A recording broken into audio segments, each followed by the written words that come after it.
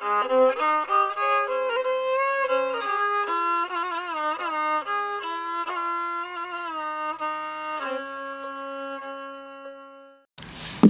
सभी को नमस्कार।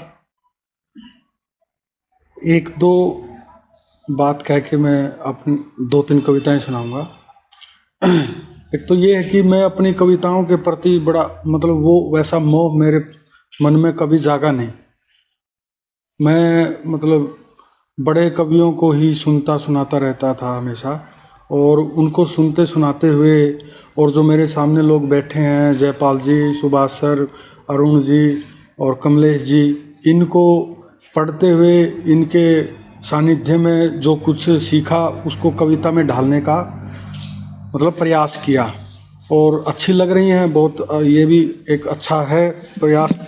तो आप योगेश का शुक्रिया करते हुए पहली कविता का टाइटल है कवि का रक्तचाप।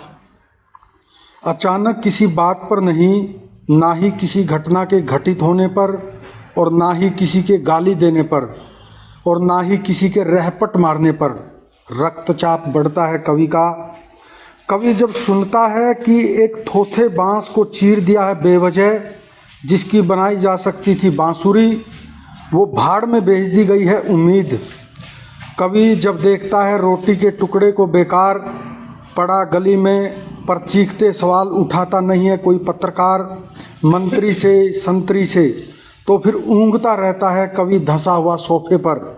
अचानक तेज घरघराहट के साथ उठता है, चीखता है, जोर से मुक्का लहराता है हवा में, अपने दूसरे हाथ को दे मारता है सीमेंट की दीवार में पड़ी दरारों पर। पत्नी और बच्चे आते हैं भागते, रक्तचाप चेक करते हैं और एक गोली मुंह में डाल देता है बड़ा बेटा, छोटा पिला देता है ज़बरदस्ती पानी। कवि का रक्तचाप सोफे के गद्दों में समा जाता है वापिस, और चीखने का मन करते हुए भी थका थका महसूस करता कवि सोने का उपक्रम करते हुए चला जाता है डिस्टेंशन कैंप में। अगली कविता है लोकतंत्र में वेज बिरयानी। पहाड़ की चोटी पर बने होटल के बाहर लगी थी एक तख्ती, जिस पर लिखा था यहाँ प्योर वेज बिरयानी मिलती है।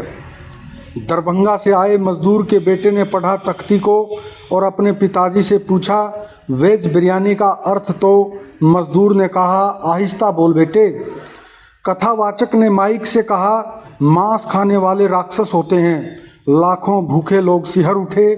कथावाचक के हारमोनियम वाले ने जोर से झटका हारमोनियम का तार और मन ही मन मुस्कुराया, मानो कह रहा हो बिरयानी तो फेवरेट है मेरी।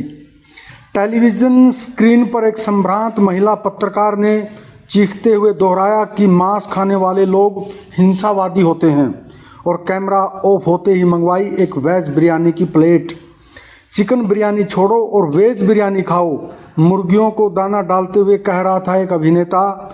लोकतंत्र है और वेज बिरयानी का विज्ञापन है, बाकी सब असत्य है इस महादेश में। चूल्हे में पड़ी राख, पेट और पेट में जलती आग, सब असत्य है सिवाय वेज बिरयानी के। एक और कविता है गांव और बदलते उत्सव शीर्षक से। 4 पथरीली पगडंडियां जाती थी गांव से बाहर, जो अब साफ सुथरी सड़क बन गई हैं घाम में जलती हुई। त्योहार शब्द अब पुरानी फिल्मों के गीतों में सुनाई देता है, जिसे अब कोई ही सुनता है सिवाय गांव के सबसे कम जाने पहचाने वाले अधेड़ व्यक्ति। मुसलमानों को गालियां देते हैं बच्चे, बूढ़े, औरत और हिजड़े। कहते हैं कटुओं ने हमारे देश को गरीब बना रखा है। साल में 3 बार या 4 बार, चुनाव नज़दीक होने पर तो 7-8 बार गांव की गलियों से एक जुलूस निकलता है। धर्म की ठठरी बांधे औरतें नाचती हुई डीजे के गानों पर। गांव के कुछ धर्मपरायण लोग हाथों में धूप बत्ती लेकर और जवान छोकरे नृत्य में व्यस्त स्त्रियों के रोजों और नितंबों का मापतोल करते हुए चलते हैं जुलूस में। बीच बीच में भद्र दिखने वाला स्कूल का एक मास्टर नारा उछाल देता है हवा में, भारत माता की जय। सभी चिल्लाते हैं जय। एक दूसरा चिल्लाता है धर्म की रक्षा कौन करेगा, हम करेंगे हम करेंगे। गांव में जहर उबल रहा है 3 कोनों में। एक कोने में उकड़ू बैठकर कुछ लोग अलाव सेंकते हैं सर्दियों में। जबकि मैं दिन में देखता हूँ स्वप्न, रात को काटता हूँ अंधेरा कविताएं लिखकर। एक आखिरी कविता है अपराध बोध शीर्षक से। मैंने सोचा था कि बिना किसी अपराध बोध के गुजारूंगा अपनी ज़िंदगी, कविता सोचते हुए और नोवेल लिखते हुए। किसी पर बोझ नहीं बनूंगा, ना किसी रेंगते हुए कीड़े को अपने जूतों के नीचे मसलूंगा, किसी खारे पानी के भरे मटके से बुझा लूँगा जेठ के महीने में अपनी प्यास, मगर किसी दूसरे का हिस्सा नहीं मारूंगा। मैंने सोचा था जीवन में पेड़ ना लगा पाऊँ चाहे, लेकिन अपनी हवस के लिए एक डाली भी न काटूंगा किसी राह में आए पेड़ की।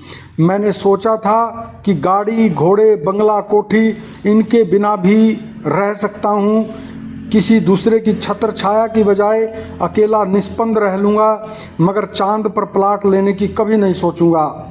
मैंने सोचा था गर्मियों में मच्छरदानी लगाकर सोया रहूँगा, सर्दियों की शाम थोड़ी तेज़ विस्की पीकर, खामोशी की भाषा ओढ़कर टहला करूँगा गर्म कपड़े पहनकर सारी रात बगीचे में। लेकिन यह सब तुम्हारे साथ ही होना था। प्रियजनों की हथेलियों में कांटे उगते हुए समय ही कितना लगता है, कंधों पर मुलायम हाथ ही अच्छे लगते हैं, इसलिए तुम्हारे साथ ही होना था ये सब। तुम नहीं हो तो जीवन एक षड्यंत्र है, चारों तरफ मारा मारी है, आपाधापी है, आधी नहीं सारी दुनिया पापी है। तुम नहीं हो तो एक सीरियल है जीवन, जिसमें काम है, कामसूत्र है, वहम है, धर्म है ढकोसला, रंग है खतरनाक। तुम्हारे बिना मैं एक अपराध भावना से पीड़ित हूँ, बिना कोई अपराध किए। Thank you.